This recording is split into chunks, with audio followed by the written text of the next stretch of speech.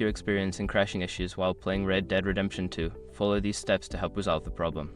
This guide provides a straightforward approach to troubleshooting and improving your gaming experience. Step 1. Update your graphics drivers. Ensure that your graphics card drivers are up to date. Visit the manufacturer's website, NVIDIA, AMD, or Intel, and download the latest drivers for your specific graphics card model. Installing the latest drivers can improve performance and stability. Step 2. Verify game files. If you're playing through a platform like Steam or Epic Games, use the built-in feature to verify the integrity of the game files.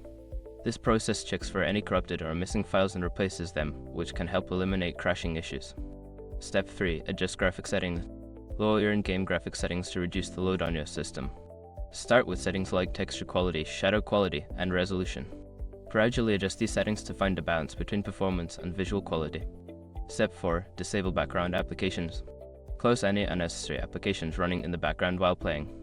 Programs like web browsers, streaming services, or other games can consume system resources and lead to crashes.